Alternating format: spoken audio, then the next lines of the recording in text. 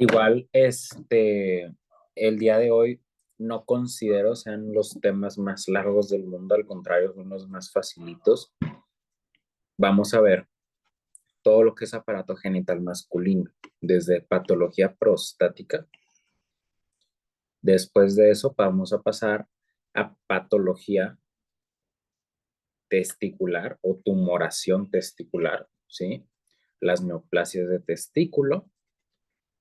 Y al último, nada más terminaremos con un poquito de marcadores tumorales, que es lo que les preguntan en realidad. Y son igual patologías que son súper base, o sea, las cuales no son difíciles de identificar. Vamos a ver rápido desde un CA de próstata, desde la hiperplasia prostática benigna, ¿sí? Y vamos a ver un poco de las infecciones, las prostatitis agudas, prostatitis crónicas. Dentro de las neoplasias testiculares, estas, las que dicen germinales, son las que nos importan más que las que no son germinales, ¿sí? Porque tenemos tumores germinales y de células no germinales. Y de los cordones sexuales. O sea, son en realidad dos órganos o dos sistemas diferentes, próstata y testículo. Y es rápido, o sea, incluso no me sorprendería que terminemos pues muy rápido, ¿sí? ¿Para qué? Para después queda pendiente si les puedo dar el curso igual mañana, porque igual genital femenino yo creo que sí le ocupo dedicar aunque sea 2 días. Es un poquito más largo, pero vamos extremadamente bien, ¿ok? Entonces, continuando, ya después de la introducción, patología prostática, lo más importante de la próstata es primero, es un órgano, ¿ok? Pero especialmente es una glándula, ¿ok? En su interior contiene a la uretra prostática, ¿sí? Y es una glándula 100% donde su función es las relaciones sexuales.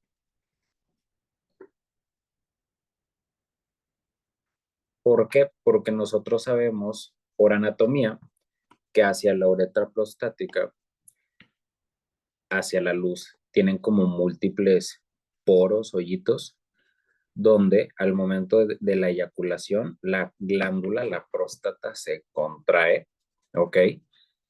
Y la finalidad es nutrientes.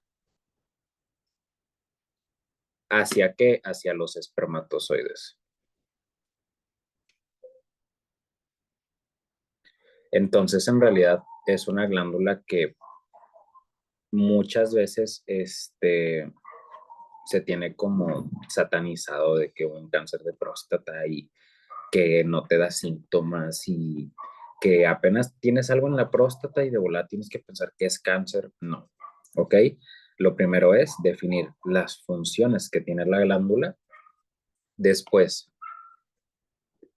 divisiones anatómicas, sobre todo. Antes era lóbulo anterior, un lóbulo medio rodeando a la uretra y un lóbulo posterior, ¿ok? Bueno, eso ya no es así. ¿Por qué? Porque se dieron cuenta de que entonces podemos dividir todavía más a la próstata, ayudándonos así mucho en las patologías neoplásicas. ¿Para qué? Para ubicar en dónde está específicamente la neoplasia. Entonces, en la zona donde está la uretra prostática, o sea, aquí en el inciso E, se le conoce región periuretral. No es muy difícil. Entonces, la región periuretral, en la parte anterior, ¿ok? Uno de los componentes del lóbulo anterior es la zona central, esta de aquí. Y en la periferia de la zona central, ¿sí? Entra la zona periférica, ¿ok? Periuretral, central, periférica, y ya nada más nos queda la zona de transición, ¿ok? Toda esta zona de aquí, y la zona fibromuscular. Ahora, ¿cuáles van a ser las zonas de la próstata que nos van a importar al momento de estar hablando de patología neoplásica? Van a ser estas dos, porque estas dos van a estar ubicadas en el lóbulo posterior. Y ahí viene el primer término, el primer concepto importante de la patología prostática. Si tú tienes un crecimiento, vamos a señalar estas zonas. Si en esta zona, que es el lóbulo posterior, tenemos el aumento de tamaño, una induración, o que sea una zona que al momento de realizar un tacto rectal sea una zona pétrea, pues claro que esto nos está indicando o son signos de malignidad. ¿Por qué? Porque en realidad ya está muy bien descrito cómo en la parte posterior, en el lóbulo posterior, es donde se realizan todos los procesos neoplásicos. Y esta imagen lo describe muy bien, ¿ok? Cómo está en el lóbulo posterior de la glándula prostática. Ahora, ¿qué es o qué significa estas dos letras? Bueno, esta podríamos decirla entre comillas que es la contraparte al CA de próstata, que es una hiperplasia glandular nodular. ¿Por qué? Porque al ser una glándula, pues nosotros sabemos que las glándulas pueden aumentar de tamaño, ¿ok? Entonces puede haber una hiperplasia de estas glándulas y se pueden empezar a formar, ¿qué? Nódulos. ¿Cómo se van a ver estos nódulos? De esta forma, ¿ok? Entonces, ¿cuál va a ser el lóbulo o la parte o la porción que se va a ver más involucrada en procesos adaptativos? Porque es una hiperplasia prostática, ¿sí? Es un proceso adaptativo, entonces se va a ver involucrado más la parte del lóbulo anterior, específicamente la zona periuretral y la zona central, ¿ok? Pero claro que también se puede ver implicada la zona periférica, pero date cuenta cómo es la parte central y un involucro anterior, ¿ok? No tiene relación el lóbulo posterior de la próstata. Ahora, esta es la imagen, ¿ok? Al microscopio de una glándula prostática. Lo importante es ver esto de aquí es las glándulas. Esta parte de aquí es músculo liso, ¿ok? Ahora, estas glándulas en realidad son células de tipo cilíndrico, ¿sí? No son células planas, no son células cúbicas, es un epitelio glandular cilíndrico, ¿ok? Ahora, ¿cómo nos vamos a dar cuenta de que estamos en glándula prostática o en próstata en realidad? Porque tiene una forma muy peculiar la luz donde, o sea, donde van a drenar el contenido de estas glándulas. Si te das cuenta, tienen como una forma tipo como el cielo de Bob Esponja. O sea, está raro, pero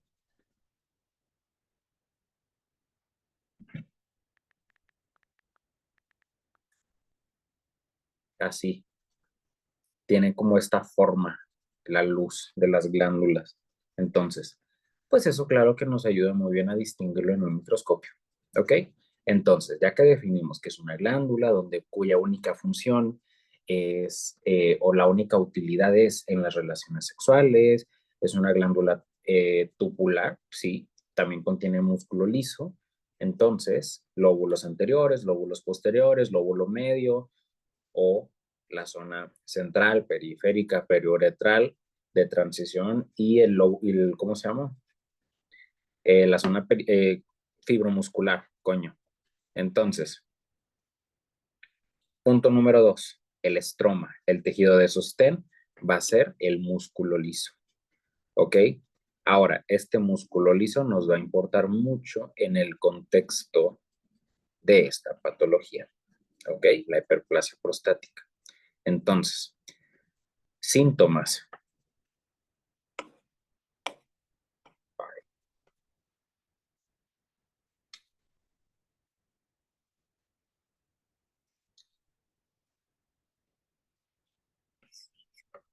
¿Cómo vamos a traducir eso? Es un síndrome obstructivo urinario bajo, ¿ok?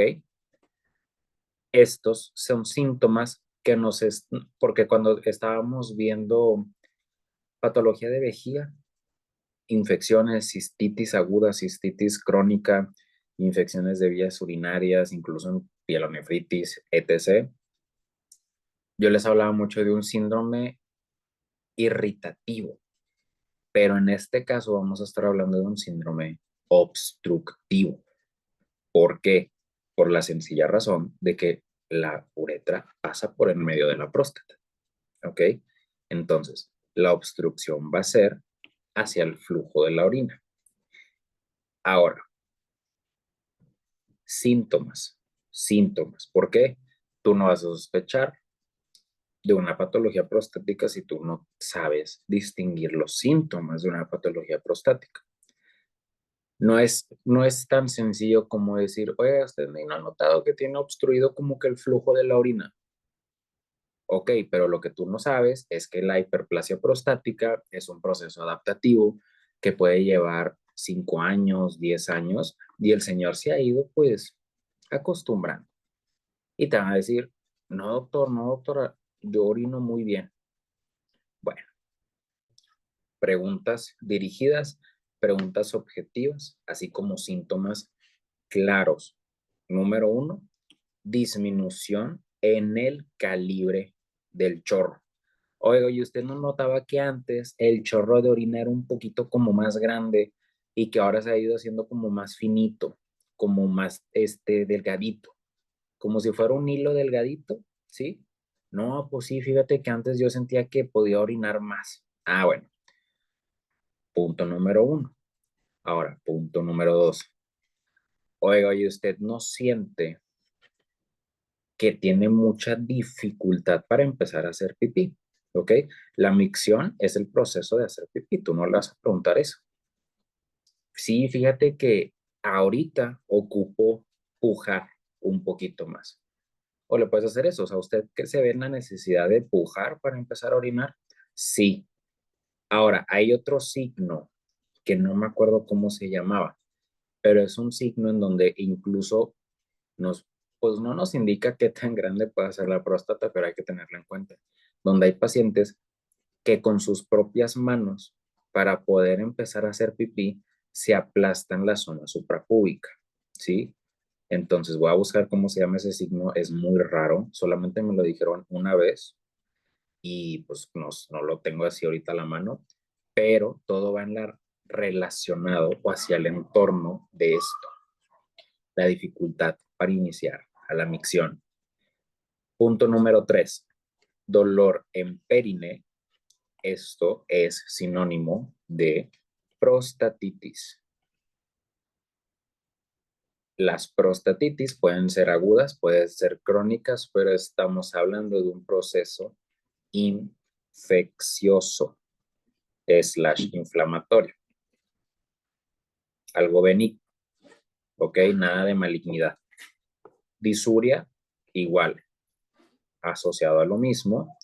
Y hematuria, pues la hematuria en realidad no lo vas a pensar de primera instancia algo prostático, pero siempre tienes que tenerlo en cuenta, ¿ok? Entonces, antes de empezar a hablar de procesos prostáticos, me gustaría ver esta encuesta,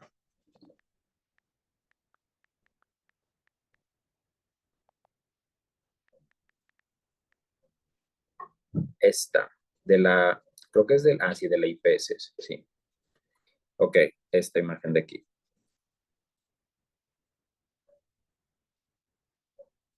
Ahora, ¿qué es la IPS?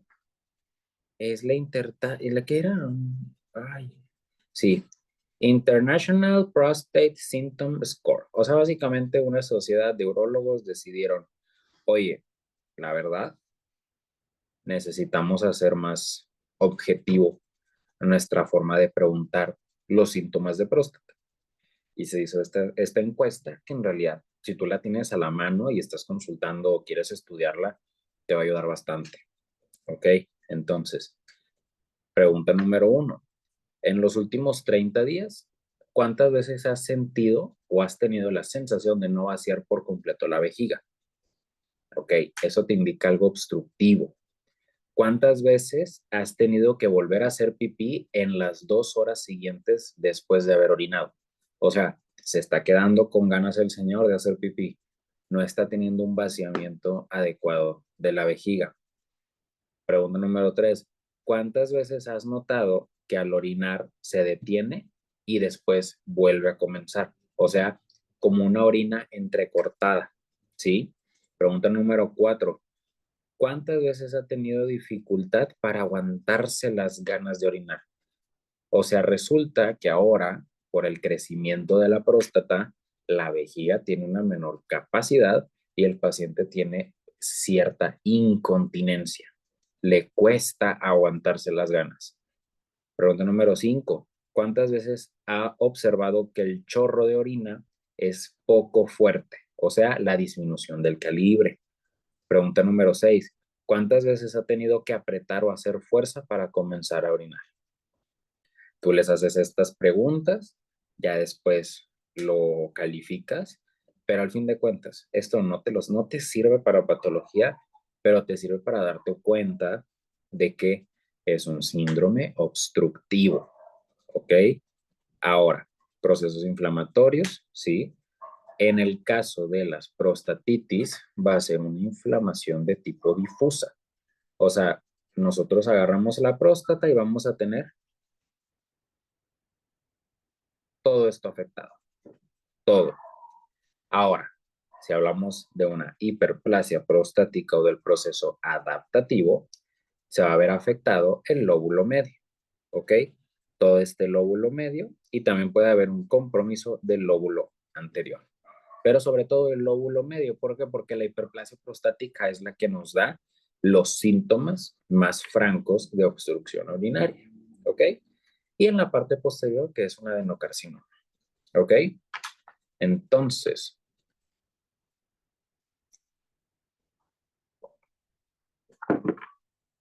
continuando con las prostatitis, causa número 1 de prostatitis, ahora sí, vamos a hablar de bacterias, ¿ok? Así como hablamos en infecciones de vía urinaria de bacterias, también aquí en prostatitis, puede haber etiología viral, sí, sí se puede, puede haber un proceso inflamatorio crónico con formación de granulomas, sí, sí se puede. Ahora, ¿qué es lo más frecuente? Una prostatitis bacteriana aguda. Ahora, estamos hablando de un proceso inflamatorio y que aparte de inflamatorio es difuso y muy doloroso. Ahora yo te pregunto, ¿cómo vas a ver, cómo te imaginas un paciente con una prostatitis?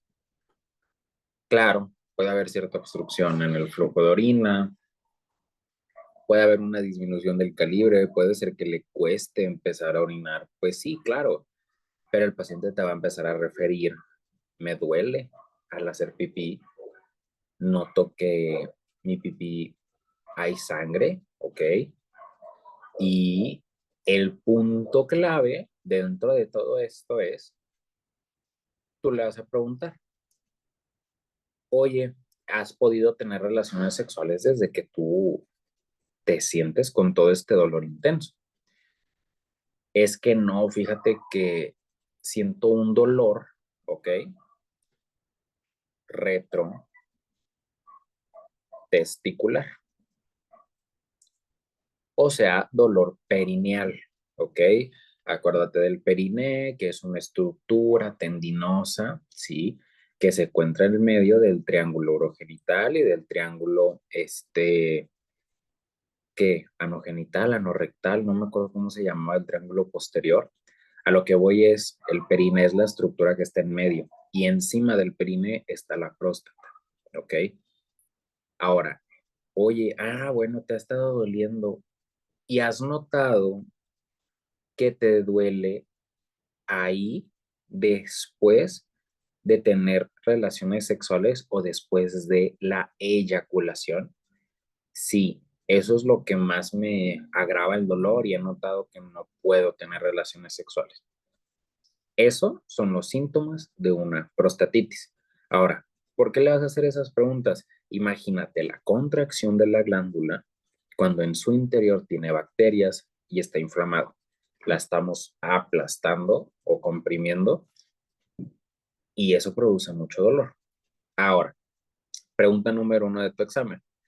Ya después de que si te preguntan que si es difusa, lo que tú haces, lo que siempre te preguntan es agente causal número uno, E. coli, ¿ok? Escherichia coli, y si te das cuenta, es el mismo o es la misma bacteria que te produce cistitis, que te produce pielonefritis, ¿ok? Entonces, E. coli produce infecciones tanto de vía urinaria como de vía genital, ¿ok? En este caso, prostatitis. Ahora, nosotros sabemos que E. coli es una bacteria presente en la microbiota de nosotros normal.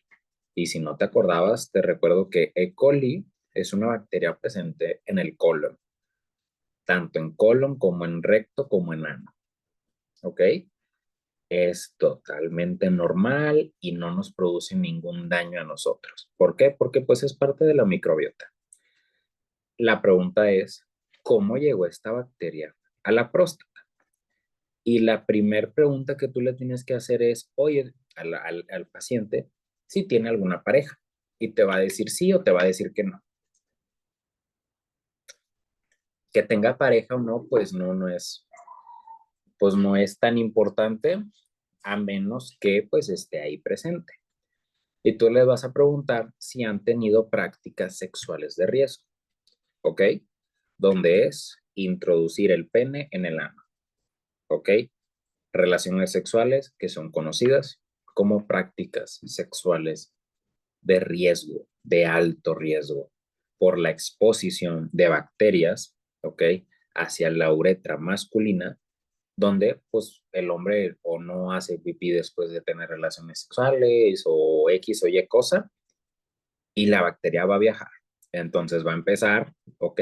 A moverse desde la uretra, todos esos 15 centímetros hasta llegar a la próstata, ¿ok? Y contaminación de todo el contenido de la eyaculación va a hacer que se empiece a infectar todo y haya un reflujo intraprostático, ¿ok? Entonces vamos a tener un reflujo que aparte de eso va a estar contaminado y se va a empezar a acumular adentro de la próstata, ¿ok? ¿Cómo se va a presentar? Con todos los síntomas que ya te platiqué y puede haber fiebre, ¿ok? Que es lo que nos orienta a un proceso infeccioso agudo. Ahora, ¿qué está totalmente contraindicado hacer en un paciente con prostatitis aguda? Un tacto rectal. ¿Por qué? Porque número uno, el tacto rectal casi creo que se reserva para hiperplasia y para cáncer. Y número dos, cuando tú realizas un tacto rectal y tocas a una próstata que está inflamada y que casi que 100% está llena de bacterias, al momento de tú de realizar un tacto rectal, puedes comprimir la glándula, provocando que esas bacterias pasen a torrente sanguíneo y el paciente, pues aparte de que le va a doler muy cañón, pues lo vas a aumentar el riesgo de que tenga una bacteriemia, o sea que las bacterias se vayan a la sangre, ¿ok? Pasamos a lo mismo de prostatitis, pero ahora que sea crónica.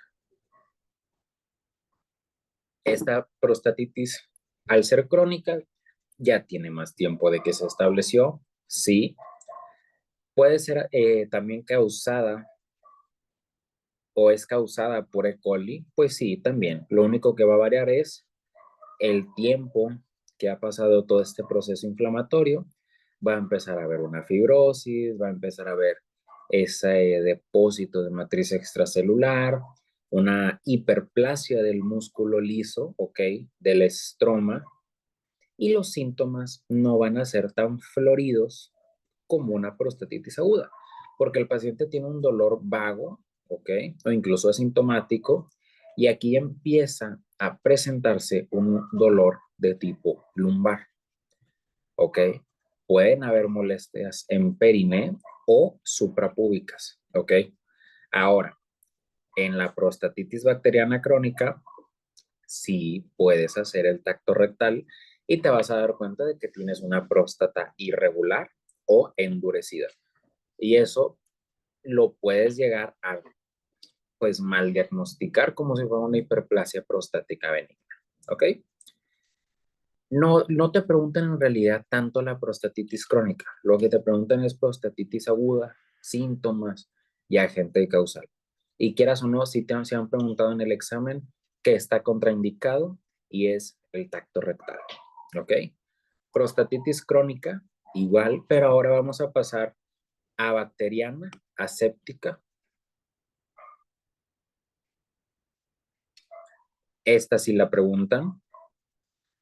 Se considera sí y no la forma más frecuente, o sea, pero en realidad tampoco está tan confirmado que sea por transmisión sexual, pero la causa más común es que sea por clamidia trachomatis, y clamidia es pues de las infecciones más frecuentes en el adulto, ¿ok? La primera es la sífilis, después le sigue gonorrea y después ya sigue la clamidia, ¿ok? Pero al ser clamidia una bacteria 100% intracelular, pues es la que establece este, la cronicidad del cuadro, ¿ok? Y la prostatitis granulomatosa, esta es muy rara, es muy raro que tengas una tuberculosis miliar hacia la próstata. Hay muchos órganos a los cuales se va la tuberculosis y la próstata pues no es el número uno, pero hay un tratamiento para el cáncer de vejiga y es un tipo de cáncer muy en particular, muy en específico, y tiene que ser un cáncer no invasor, sobre todo, donde se utiliza el bacilo de la tuberculosis para inducir una inflamación crónica a la vejiga y que la misma inflamación nos ayuda a destruir todas esas células neoplásicas. Ya es un tratamiento bien estudiado, bien establecido, pero para ciertos tipos de cáncer vesical. Ahora, ¿cuál es el problema? La proximidad que tiene la vejiga con la próstata y que ésta puede formar granulomas en la próstata. ¿Ok? Y me gustaría que viéramos las notas que te mandé. ¿Ok? Sí me gustaría, sobre todo, no te voy a explicar lo que ya te dije, ¿sí? Simplemente lo que yo quiero que veas es esta imagen de acá. ¿Por qué? Porque así como yo te enseñé la encuesta del IPSS, también me gustaría que tuvieras como la NIH o la ¿qué? National Health, National Institute for Health. Esa divide la prostatitis uno, 2, 3 y 4. ¿Ok? Entonces, número 1, prostatitis bacteriana aguda, prostatitis bacteriana crónica, ¿sí? Y esto no te lo preguntan porque todavía en teoría no sabes esto, pero los tipos de prostatitis más común es el tipo 3, que sería una prostatitis crónica o síndrome de dolor pélvico crónico, ¿ok? Dentro de esta se divide inflamatoria y no inflamatoria. Si es no inflamatoria, nada más vamos a ver la fibrosis y todos los datos de cronicidad, más no células inflamatorias agudas. En el caso de un proceso inflamatorio agudo, veremos leucocitos, ¿sí? Que se van a ver en un estudio que se le llama, ¿cómo se llama? Espermatograma, donde analizamos la eyaculación como tal, analizamos no a los espermatozoides, sino al semen, que es en lo que están nadando los espermatozoides, y ahí podemos encontrar leucocitos, ¿ok? Esta es la clasificación más actual que existe para clasificar a la prostatitis. Y eso te ayuda a ti, pues para que sepas un poquito más, ¿verdad? Ahora, la patología de la cual te van a preguntar, también 100%, se le conoce como hiperplasia prostática benigna. Es una patología que,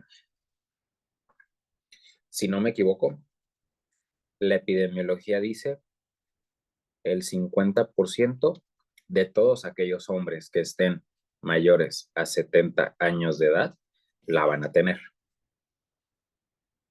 Edad en la cual se empieza a establecer esta patología es a partir de los 50 años. ¿Ok? Ahora, ¿qué es la hiperplasia prostática benigna? Bueno, yo sé que tú ya estuviste en tus laboratorios de patología y yo sé que ya viste estas imágenes. ¿Ok? Ahora, esta es una próstata en una visión macroscópica. ¿Qué me gustaría que vieras? Esto, esto y esto de acá. ¿Cuál es la región más afectada? La región central y la región del lóbulo anterior. ¿Cuál es la región que se respeta? El lóbulo posterior. ¿Por qué se le conoce como una hiperplasia glandular nodular? Esta es una hiperplasia de tipo mixto. La hiperplasia se empieza a dar en las células epiteliales o en el epitelio cúbico, ¿sí? Que es el epitelio secretor, y una hiperplasia en el estroma, o sea, músculo liso y tejido fibroso, ¿sí? Y toda esta hiperplasia y el aumento de tamaño empieza a producir estos nódulos. Por eso se le conoce también como hiperplasia glandular nodular. La hiperplasia de las glándulas me conlleva a la formación de estos nódulos. Ahora, ¿qué lo produce? ¿O cuál es? Primero, antes de todo, región afectada, anterior y media. Si te ponen en tu examen, quiero que pongas región periuretral. ¿Ok? Región periuretral. También se puede ver afectada la zona central, que acuérdate que la zona central está en la parte del lóbulo anterior. ¿Ok? Ahora, lo que lo produce, ¿sí? Es las hormonas. ¿Ok? ¿Qué me gustaría que tuvieras en cuenta?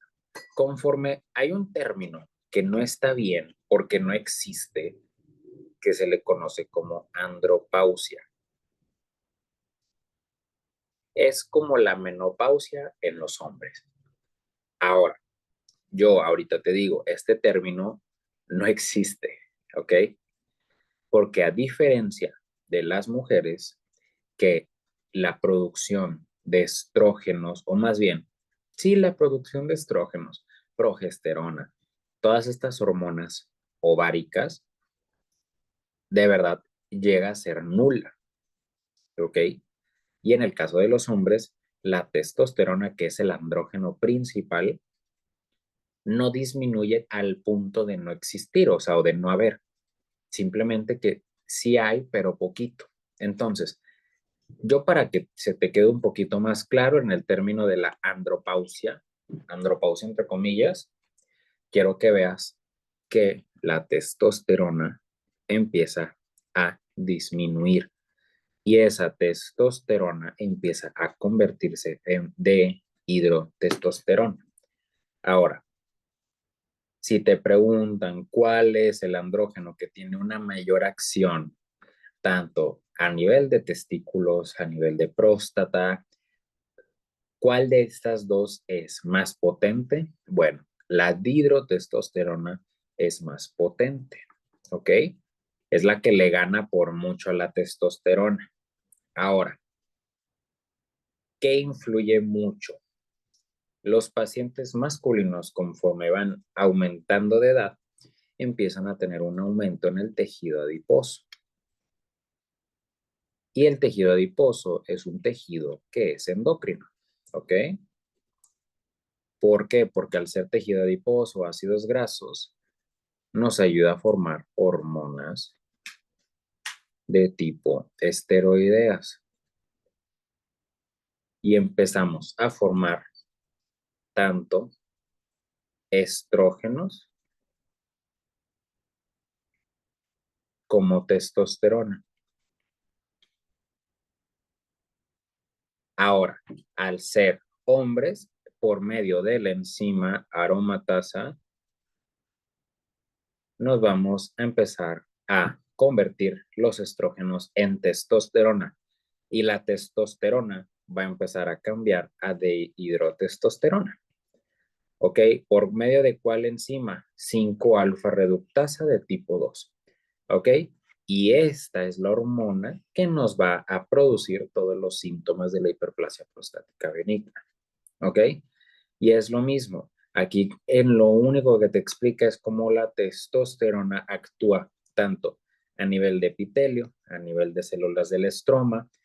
La dihidrotestosterona hace lo mismo. Actúa en las células epiteliales como en las células del estroma con el aumento en la transcripción y formación de factores de crecimiento. ¿Ok? Sobre todo, ¿qué tipo de factores de crecimiento? Factor de crecimiento transformante beta o factor de crecimiento epidermoide. ¿Ok? ¿Qué hace la dihidrotestosterona? Proliferación epitelial. ¿Ok? Y conforme mayor proliferación empecemos a tener, pues claro que la misma proliferación va a inducir cierta muerte de otras células, ¿ok? O de otras células epiteliales, ¿ok? Esta es así como se empieza a ver, cómo empieza a transformarse la próstata. Ahora, hay un término del cual no muchos libros lo hablan y es los patrones de crecimiento de la próstata. Por ejemplo, si tú te das cuenta, esta imagen empieza a reducir ese perímetro o ese diámetro, perdón, el diámetro de la uretra prostática. Ok, pero veamos cómo la próstata empezó a crecer más. ¿Hacia dónde? Hacia los lados.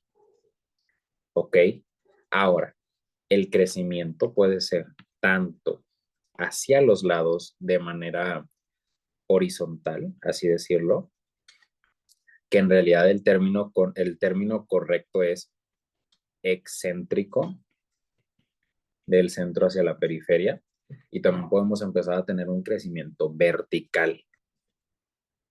Estos patrones de crecimiento van a cambiar en cada persona, o sea, no hay un crecimiento establecido, pero los que producen más síntomas es aquel crecimiento prostático que va de manera vertical porque empezamos a tener un compromiso de la vejiga con una disminución en la capacidad de la misma vejiga, ¿sí?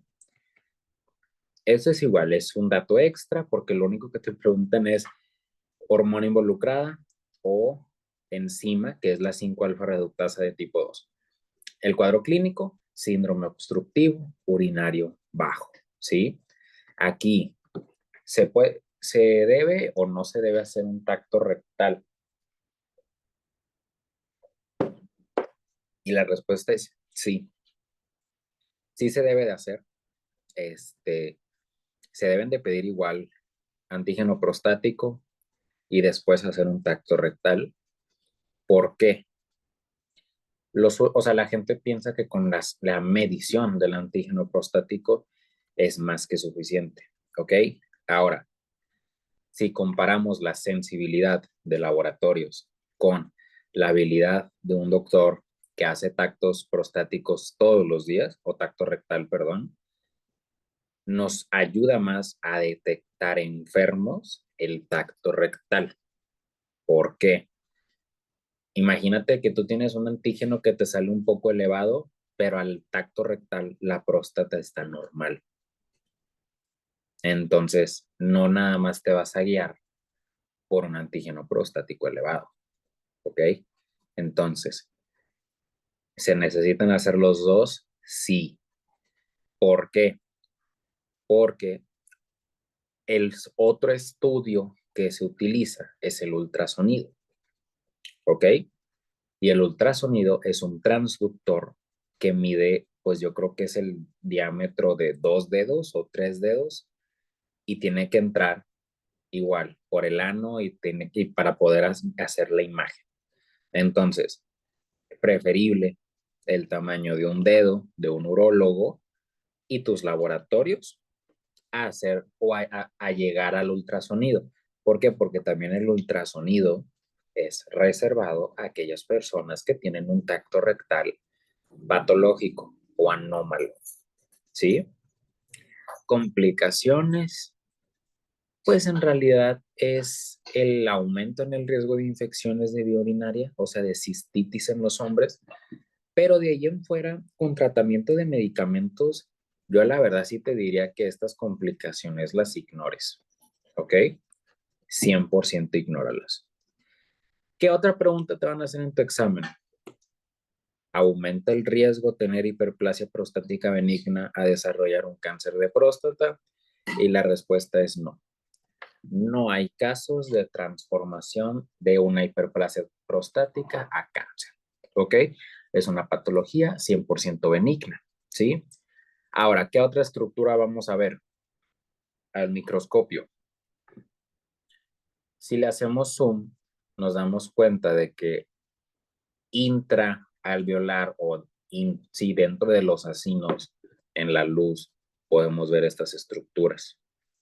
Son proteínas secretadas por por las mismas glándulas de la próstata. Son proteínas y se les denomina como cuerpos amiláceos. Y los cuerpos amiláceos ya está descrito que no aparecen en patologías que sean malignas, sino benignas. ¿Ok? Ahora, pasando antes de pasar al cáncer de próstata, sí me gustaría que vieran, igual lo de las notas, los factores de riesgo, sobre todo, arriba de los 45, 50 años, dietas altas en grasa, pacientes con obesidad, ¿sí? Y que veas como yo te puse, que la hiperplasia prostática no es una enfermedad o no es premaligna, no hay riesgo de desarrollar cáncer de próstata, ¿ok? Porque eso es lo que te van a preguntar, ¿sí?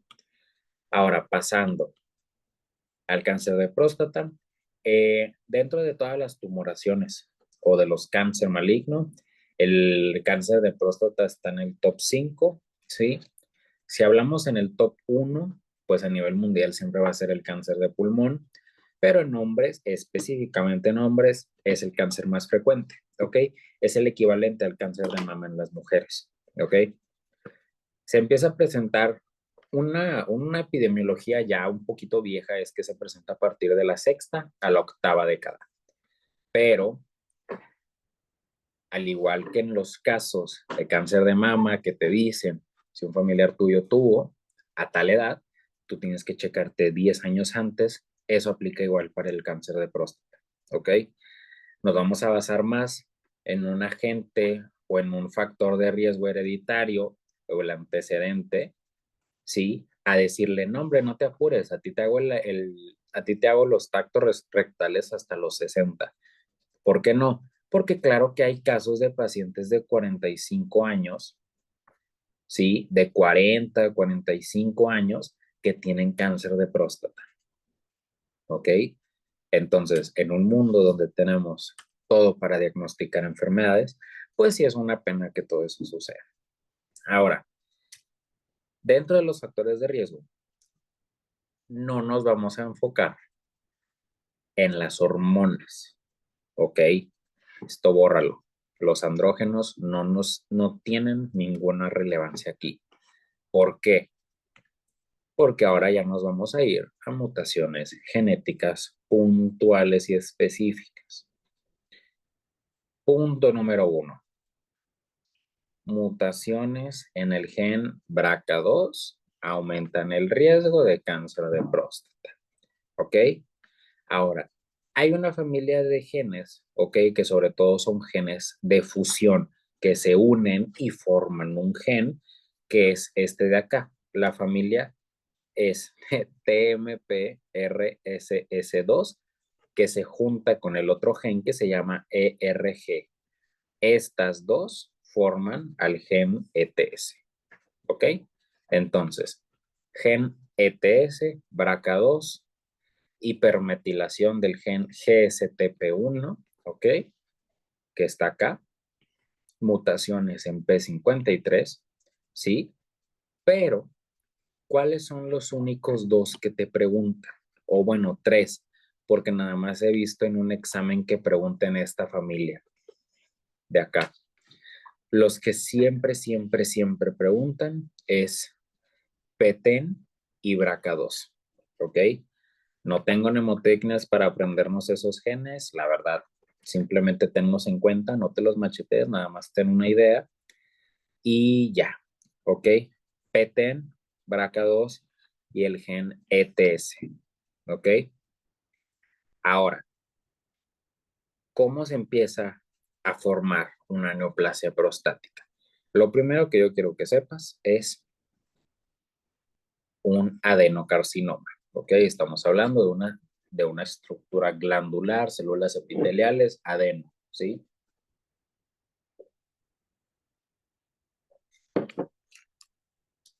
Punto número 2. No va a aparecer el cáncer luego. Antes de tener un cáncer, tenemos esto, una neoplasia intraepitelial prostática. O sea, que las células epiteliales empiezan a tener estas mutaciones puntuales, como por ejemplo el gen de fusión que ya te comenté, el ETS, ¿ok? O la hipermetilación del gen GSTP1. O sea, empezamos a tener mutaciones genéticas, cambios epigenéticos, reordenamiento de genes, que son factores de riesgo pues que no puedes modificar, o sea, mutaciones genéticas no las podemos prevenir, pero que sí quiero que tengas en cuenta esto de acá. No lo puse, ni modo. Cáncer, factor de riesgo también número 1, son los mismos que para tener una hiperplasia prostática.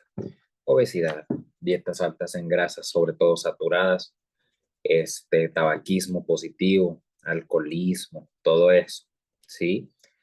Y se me estaba pasando este gen, el gen del retinoblastoma. ¿Por qué? Porque las mutaciones en el gen DRB produce también como cáncer de próstata, como osteosarcoma y todo eso. Ahora, después de la neoplasia intraepitelial prostática, quiero que observes cómo lo que está respetado es esta estructura de aquí, que se le conoce como membrana basal. Cuando deja de hacer una neoplasia intraepitelial y se convierte en un adenocarcinoma localizado, cuando tenemos la ruptura de la membrana basal con la invasión de estas células epiteliales malignas hacia el estroma, ¿ok? Y después empezamos a tener, número 1, la invasión local de la próstata, número 2, metástasis a ganglios linfáticos, número 3, metástasis a hueso, ¿ok? Ahora, lo que ya te comentaba, las mutaciones o los cambios en el gen del PTEN, no te van a preguntar si se pierde, si se gana, si se... Mutaciones o qué gen se va afectado, PTEN, la familia o el gen de fusión ETS, ¿ok? Y el cuadro clínico va a ser en realidad el mismo a que si tuvieras una hiperplasia prostática benigna. ¿Cuál es la diferencia? Que el problema no es que el cáncer de próstata no se pueda tratar, el problema es que los síntomas se hacen muy evidentes cuando es un cáncer avanzado, con múltiples metástasis y donde pues no hay un beneficio de hacer cirugía, ¿ok? Puede haber síntomas obstructivos, puede ser incluso asintomático, que es el problema número uno. Puede haber tantita sangre en la orina, dolor, ¿ok? Punto número uno, ¿cómo se va a encontrar la próstata? Al ser un tacto rectal, pétreo, ¿sí? La mnemotecnia o lo que se aconseja a todos nosotros es, ¿tú cómo vas a sentir una próstata? Imagínate que la próstata es la punta de tu nariz, esa consistencia como gomosa es la consistencia de una próstata normal y una próstata pétrea pues es totalmente indurada, ¿ok? Todo aquello que no se siente como la punta de tu nariz o se sienta más duro, pues hay que tenerle cierta precaución, ¿ok? Ahora, punto número dos. Yo quiero que veas esta imagen de aquí, ¿sí? En una próstata normal, el músculo liso no se ve de este tamaño. Quiero que veas cómo los núcleos, incluyendo del músculo liso o del estroma, están totalmente agrandados. Y estas células anaplásicas, atípicas, con esos agregados nucleares que tiene por una desdiferenciación, ¿sí? Y ve, o sea, cómo todos los núcleos tienen diferente tamaño, todo eso es maligno, ¿ok? Y es lo mismo con acá. ¿Por qué estas glándulas se ven bien y estas de acá se ven totalmente agrandadas? ¿Ok? Entonces, punto número uno. El antígeno prostático específico es el mejor el estudio del laboratorio de elección. Sí, pues porque no hay otro. ¿Ok? Ahora, ¿cuál es el problema? Que quiero que tengas en cuenta. 20% de los casos de CA de próstata tienen antígeno prostático específico normal. Ahora, oye, es que porque tienes el antígeno normal y al hacer contacto rectal yo siento una próstata indurada que me está gritando que es un cáncer, pues he ahí la situación con el antígeno prostático, ¿ok? Es bueno, sí, pero siempre se tiene que ir seguido de un tacto rectal. ¿Por qué? Primero haces el antígeno prostático. Hay múltiples cosas que te aumentan el antígeno prostático sérico. Desde desde correr, ¿ok? De todos aquellos hombres que corran, les aumenta el antígeno prostático. ¿Por qué? Pues por las mismas fuerzas y por ese aplastamiento de la próstata al estar corriendo. Gente que se va en bici, desde estar sentado, o sea, muchas cosas te pueden aumentar el antígeno prostático. ¿Y qué lo va a aumentar todavía mucho más? Si tú le haces un tacto rectal, o sea, no le vas a hacer el tacto y después el antígeno. ¿Por qué? Porque te va a salir aumentado porque acabas de estimular a la glándula, ¿ok?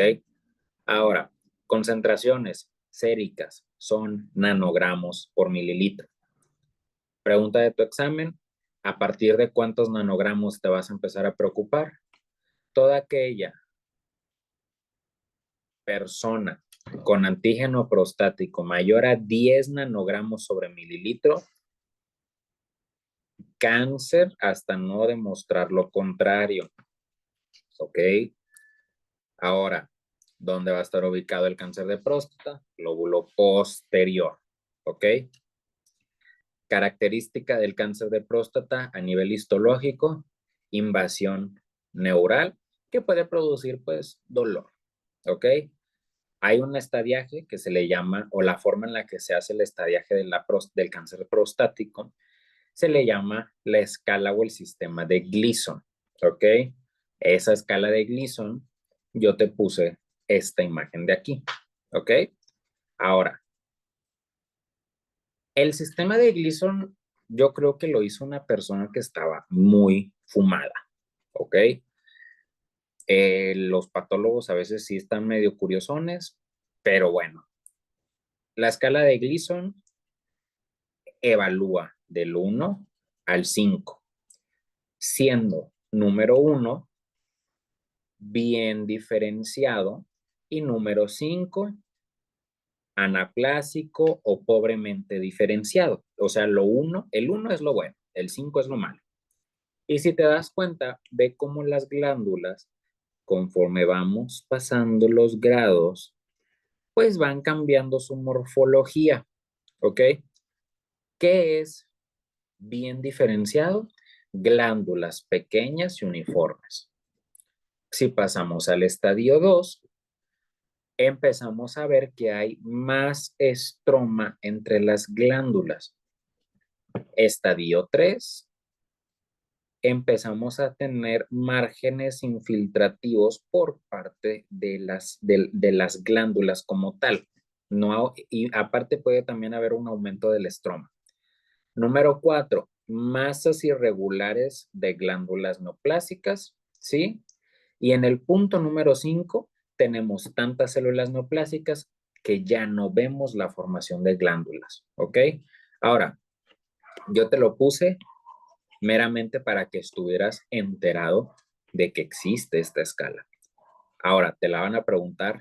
No, nada más te van a preguntar cuál es la escala, pero quiero que también veas esta imagen de aquí, que ayuda mucho a entenderla, ¿sí? La escala de Gleason lo que hace es esos puntajes que ya te mencioné, del 1 al 5, agarramos dos zonas de una biopsia de próstata y las empezamos a enumerar del 1 al 5. Entonces, supongamos, estamos en esta imagen de acá, ¿ok? Aquí también quiero que veas cómo esta imagen te lo enumera del 1 al 5, ¿sí? Ahora, si nosotros agarramos, por ejemplo, una biopsia y nos sale esta imagen de aquí, la vamos a dividir en dos. Esta imagen de aquí yo le voy a poner un 5 y esta imagen de acá le voy a poner un 4, ¿ok?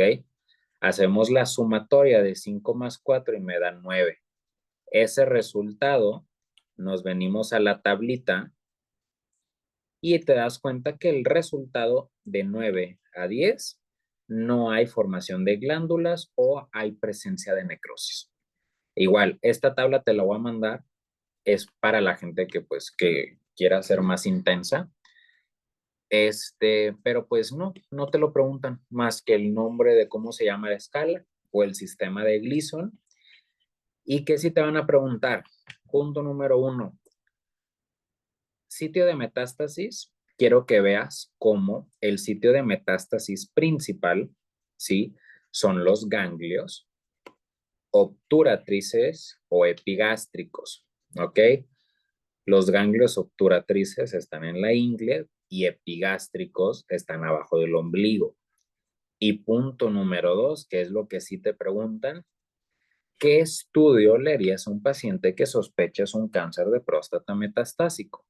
Y lo primero que puedes poner es una radiografía de columna lumbar o una tomografía de columna. ¿Por qué? Porque el cáncer de próstata tiene una predilección a hacer metástasis en los cuerpos vertebrales. ¿Ok? Después ya tenemos para poder pasar a testículo, ¿sí? Es un tema muy cortito que podemos ver muy rápido. Nada más, déjame le tomar a mi copo.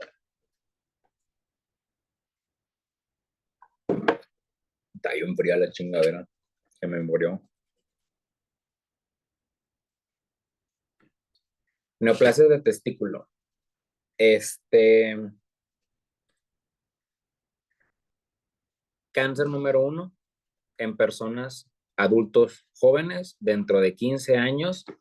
Aquí hace mucho es 44, ahorita podemos bajarlo de 15 a 25. Esta es la epidemiología, ¿ok? Adolescentes, adultos jóvenes. El testículo tiene dos, o son células germinales que son los espermatozoides, o tiene estroma, ¿ok? Tejido de sostén. Esas son las únicas dos que vamos a tener, ¿sí? Y de ahí van a derivar las neoplasias. Síntoma pivote principal de las tumoraciones en testículo, la sensación de masa o crecimiento testicular. Yo sé que en PROPE, viste que existe el tamizaje o que los hombres fueran al baño, que cuando se estuvieran bañando y el músculo cremastérico se relajara y el escroto estuviera suelto o más aguadito, se tocaran los testículos para poder checar si X. Todo eso tiene la finalidad de encontrar masas o crecimientos testiculares desde dentro del testículo como ganglios linfáticos. Pregunta de tu examen. ¿Cuál es el factor de riesgo número 1 para desarrollar cáncer testicular? La criptorquidia. ¿Ok? La criptorquidia como tal es la falta de descenso de las gónadas de la cavidad o el espacio intraabdominal hacia o a través del conducto inguinal y que llegue al escroto. Tú le vas a dar, ¿ok? Al niño que los testículos bajen, no me acuerdo si eran 12 meses o 24 meses, eso lo voy a checar. A lo que voy es, todo paciente con criptorquidia, tú lo operas, si no me equivoco, después de los 6 meses. O sea, le das esos primeros 6 meses para que descienda el testículo, ya si no, intervención, porque aumenta el riesgo de neoplasias. ¿Ok? ¿Por qué aumentar el riesgo de neoplasias? ¿Por qué aumenta el riesgo de neoplasias? Nosotros tenemos una temperatura en cavidad abdominal de los 37 grados centígrados, ¿ok? Y los testículos a nivel del escroto, la temperatura desciende a los 32, 33 grados centígrados, que pues es la temperatura a la cual sobreviven los espermatozoides. Si los testículos están expuestos a calor intenso, tenemos una mala producción o transcripción de proteínas, que eso nos predispone a mutaciones genéticas y por ende a un cáncer. Todo por la temperatura, ¿sí? La mayoría de las neoplasias van a ser derivadas de células germinales y cada que estemos hablando de células germinales, tanto en testículo como en ovario, hablaremos de marcadores tumorales, que son las preguntas que te van a hacer a ti. Entonces, dentro de los subtipos, quiero que veas cómo tenemos neoplasias de células germinales no invasivo o in situ, ¿ok? Y tenemos todo esto es de células germinales, ¿ok? Dentro de las células germinales tenemos a los seminomas, ¿ok? Y después de los seminomas tenemos a las tumoraciones de células germinales no seminomatosos. ¿Por qué? Yo quiero que siempre que estemos hablando de cáncer testicular, tú pienses o es un seminoma o es un no seminoma, ¿ok? Dentro de los no seminomatosos hablaremos carcinoma embrionario, tumor del saco vitelino, coriocarcinoma, teratoma maduro o teratoma inmaduro, ¿sí? Y dentro de los no seminomatosos, quiero que sepas que la gran mayoría van a ser tumoraciones mixtas. O sea, agarraremos dos tipos de estos que te acabo de mencionar, que si un saco vitelino con un corio, que si un carcinoma embrionario con un corio, o un teratoma con un tumor del saco vitelino, mixto, ¿ok? Y después pasamos a las tumoraciones, ¿sí? Del estroma y de cordones sexuales. Tumoración de las células de Leydig, de las células de Sertoli, ¿sí? Entonces, punto número 1, la gran mayoría de las neoplasias, por no decir que todas, el 95%, están formadas de células germinales. Y así como en la próstata que acabamos de ver, que el adenocarcinoma invasor tiene una neoplasia intraepitelial prostática, aquí también tenemos una lesión precursora que se le conoce como neoplasia intratubular germinal, ¿sí? Básicamente te dice, antes de que sea en vacío, empezamos a tener a las células juntitas, pero ya neoplásicas, antes de que empiecen a invadir la membrana basal, ¿ok? Los seminomatosos puros están formados de células que nos recuerdan a las células germinales primordiales. Acuérdate que los espermatozoides son la forma final de la maduración. ¿Por qué? Porque antes eran una espermatogonia, después era que si espermatocito primario, espermatocito secundario. Bueno, Un seminoma nos recuerda a células germinales primordiales. Y en el caso de los no seminomatosos, son células totalmente indiferenciadas que nos recuerdan a las células germinales embrionarias. ¿Cuáles son las células germinales embrionarias? Sobre todo ectodermo, mesodermo y endodermo. ¿Ok?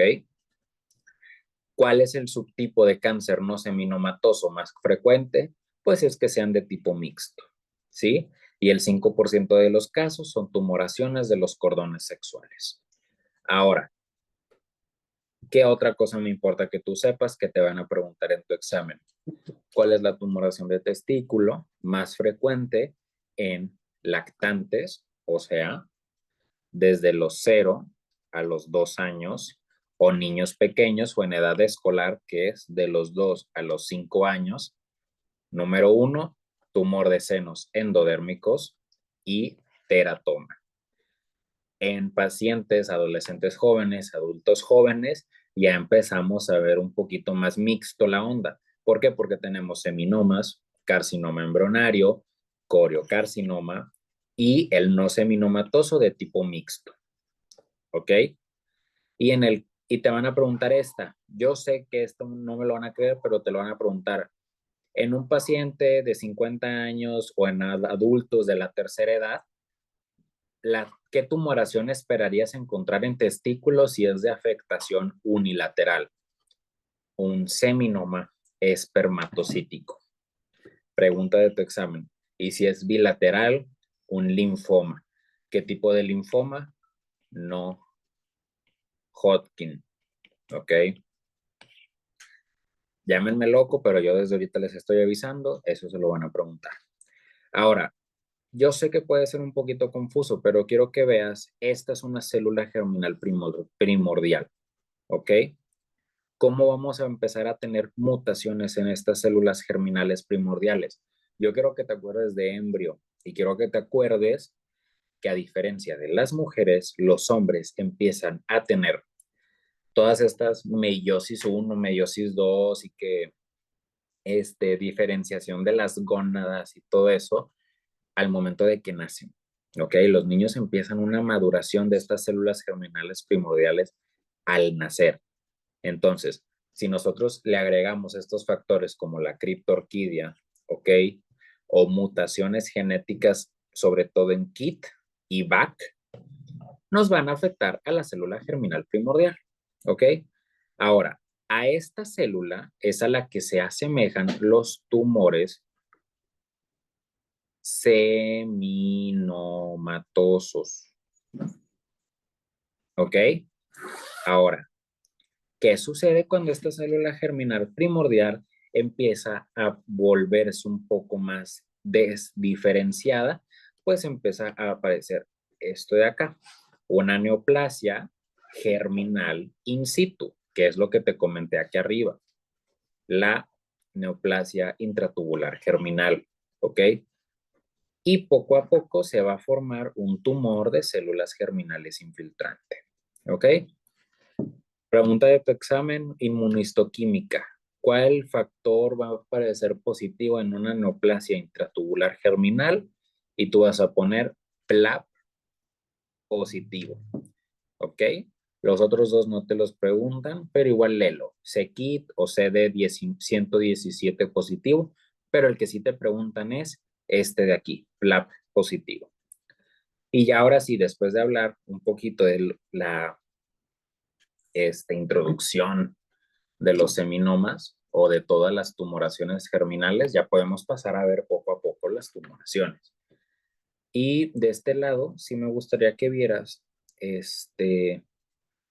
igual, como te lo dividí, seminoma, no seminoma, factor de riesgo principal, la criptorquidia, ¿sí? El seminoma es la tumoración de células germinales más frecuente y, y después el 40% de todas las neoplasias van a ser mixtas. Y al ser mixtas entran en la categoría de no seminomatos. ¿Ok? Ahora, Hablando de el seminoma, esta es una tumoración, ¿sí? Que se puede igual dividir en seminoma clásico, seminoma anaplásico y seminoma espermatocítico, ¿ok? El seminoma clásico o seminoma puro es la neoplasia más frecuente entre la tercera y cuarta década, ¿ok? Tiene una diseminación linfática. ¿Por qué? Porque quiero que te acuerdes que los seminomas tienen diseminación estrictamente linfática, ¿ok? Y empiezan a verse estas neoplasias o estas células neoplásicas que tenemos al núcleo y en su alrededor se ve como blanco, porque eso es glucógeno, ¿ok?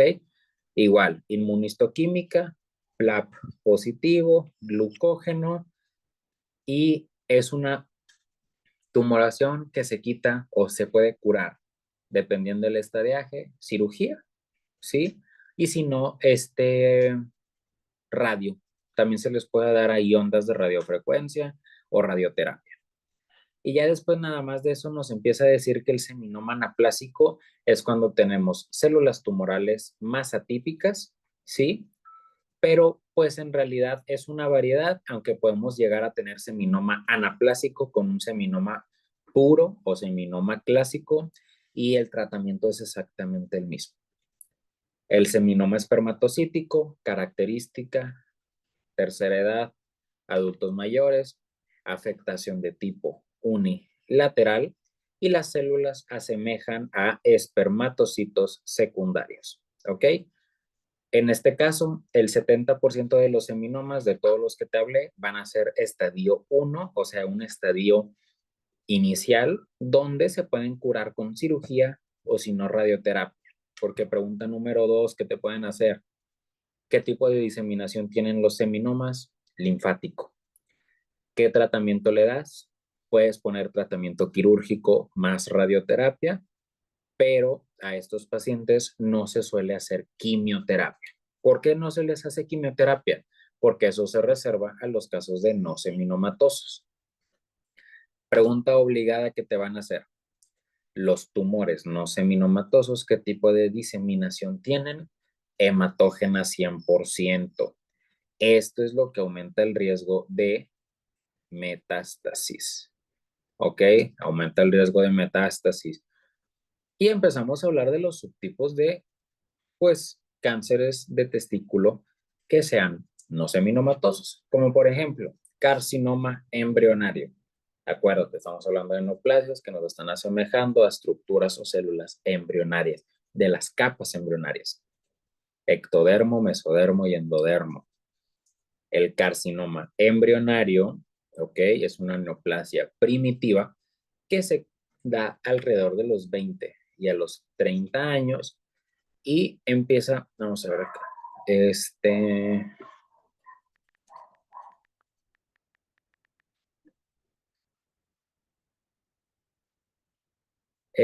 esta imagen está bien. Que veamos cómo esta neoplasia empieza a extenderse a la túnica, albuginia, epidídimo y cordón espermático, ¿ok? Igual, quiero que veas cómo tenemos el epidídimo. Adelante del epidídimo está la túnica vaginal y después está la túnica albuginia. La túnica albuginia y la túnica vaginal derivan de la misma, o sea, de la misma estructura de células embrionariamente, simplemente después se hace la diferenciación, pero que sepas que estas neoplasias se extienden a la periferia del testículo, incluso llegando al epidídimo, ¿ok? ¿Cuál es el problema? Que empezamos a encontrar características de malignidad o de mal pronóstico, que sería focos de hemorragia y focos de necrosis. ¿Ok? ¿Qué te pueden preguntar en tu examen? El patrón que tienen estos carcinomas embrionarios, que es un patrón alveolar o tubular. ¿Ok? Que son células epiteliales de tamaño grande. Punto número 2. Senos endodérmicos o tumoración de saco vitelino o yolk sac, que sería la yema del huevo, ¿ok? De esa es una tumoración que pues así se le dice, y predominio en pacientes lactantes o pediátricos de 2 a 5 años, ¿ok? Cuando está presente esta neoplasia en adultos, es parte de una tumoración mixta, más no pura. O sea, si hablamos de una tumoración de senos endodérmicos pura, es en pacientes pediátricos, ¿ok? Pregunta que te van a hacer, ¿cuál es el marcador tumoral que aumenta esta neoplasia? Alfa-fetoproteína. Pregunta de tu examen, ¿ok? El coriocarcinoma, estamos hablando de la variante más agresiva de los no seminomatosos, porque son células neoplásicas que asemejan al sincitio y al citotrofoblasto, que son estructuras formadas después de la implantación del cigoto. Ya ven que se hace un cigoto, se hace una mórula, se hace un disco bilaminar, después se implanta y se forman estas dos capas de sincitio y citotrofoblasto, y es como si estuviéramos hablando de la formación de la placenta, ¿ok?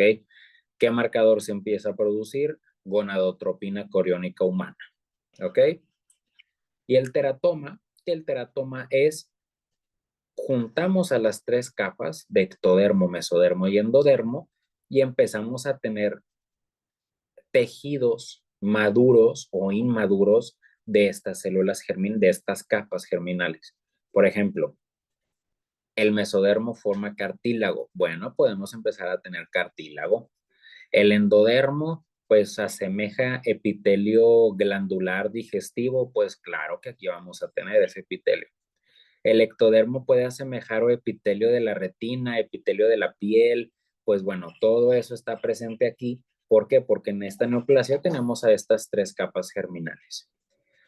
¿Cuál es la pregunta? ¿Cuál es el de mejor pronóstico? El teratoma maduro. ¿Por qué? Porque entre más maduro, menos primitivo es y menos maligno es.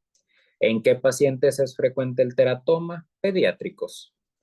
Entre más niño sea la persona, más maduro es. Entre más grande sea, más inmaduro va a ser el teratoma. ¿Sí? Y en el caso de las tumoraciones germinales, pues que sepas que es la tumoración no seminomatosa más frecuente. Combinamos a estos tumores no seminomatosos y debido a que el coriocarcinoma es la neoplasia de peor pronóstico, si tenemos coriocarcinoma en esta neoplasia, pues claro que el pronóstico va a ser más pobre. ¿Por qué? Porque aumentamos el riesgo de diseminación hematógena con metástasis, ¿ok? Y el sitio de metástasis número uno en las neoplasias de testículo es pulmón, ¿ok? Mezclas frecuentes, un teratoma con carcinoma embrionario, con senos endodérmicos, o puede ser un seminoma con un carcinoma embrionario o un carcinoma embrionario con un teratoma. Si te das cuenta, no hablamos de coriocarcinoma. Entonces, cada que esté presente esta variante, pues hay que estar atentos, ¿verdad? Por el riesgo de las metástasis, ¿ok? Ahora, esto es lo más importante que te van a preguntar, marcadores tumorales, ¿sí? Número uno, alfa-fetoproteína va a estar elevada en senos endodérmicos. Punto número uno. Punto número dos, gonadotropina coriónica está elevada en coriocarcinoma. Y el PLAP es un marcador que se eleva primordialmente en seminomas, pero se puede ver aumentado en carcinoma embrionario, pero sobre todo en seminomas. Y el lactato de deshidrogenasa, pues este en realidad no nos sirve tanto, lo único que nos indica es daño tisular, no es marcador de alguna en específico, ¿sí? La gran mayoría de los seminomas son radiosensibles, que esa es la pregunta que ya te había dicho, y el 95% de los seminomas se van a curar. Ahora, pasando con las tumoraciones de células no germinales o de cordones sexuales, vamos a hablar bien rápido de tumoración de las células de Leydig y de las células de Sertoli. Acuérdate que las células de Leydig están en el intersticio, ¿ok? Las células de Leydig son las encargadas de la producción de testosterona, ¿ok? Tumoración germinal más frecuente, células de Leydig, ¿ok? Son muy raras estas neoplasias, suelen ser benignas. ¿Cuál es el problema? La producción de hormonas. ¿Por qué? Porque si este neoplasia se da en un pacientito pediátrico que pues todavía no entra en la pubertad, podemos hacer que tenga una pubertad precoz, ¿ok? ¿Por qué? Pues la testosterona en exceso a partir de una tumoración de células de Leydig, ¿ok? La pregunta que te pueden llegar a hacer es, ¿qué marcador tumoral tiene? Y es inhibina positivo, ¿ok? Acuérdate que la inhibina regula de manera o retroalimentación negativa a que disminuya la producción de testosterona. Entonces, si tenemos mucha testosterona, tenemos mucha inhibina. Y dentro de las células neoplásicas, de las células de Leydig, empezamos a encontrar en su citoplasma un material eosinófilo rosita que se le conoce como cristales de Reinke. ¿Ok? Y aquí te puse la imagen. El tumor de células de Sertoli, rarísimo, la verdad no hay información casi de esa neoplasia, pero pues en dado caso se hace una biopsia y ya que te indiquen si es o no de Sertoli. Por eso esa ni voy a mencionarla. Y el mesotelioma benigno es una tumoración de la túnica albuginea, que es la túnica que ya te enseñé aquí, que es la que está en íntimo contacto con los túbulos seminíferos. Y ya, o sea, yo ahora sí que eso es lo único que te puedo mencionar, o sea, es una tumoración que deriva de la túnica albuginea, no hay metástasis, no hay nada, ¿ok? Y la patología más frecuente en adultos mayores, el linfoma. El linfoma presente en adultos mayores de 60 años, sobre todo linfoma no Hodgkin, difuso de células B y afectación de tipo bilateral. Y ya, o sea, si te das cuenta, ya terminamos. O sea, es un tema muy corto porque ve cómo abarcamos tanto próstata como las tumoraciones germinales y no germinales, ¿ok? Igual, todo este video va a quedar grabado, va a quedar a su disposición para que lo puedan ver. Déjenme, dejo de grabar, detener.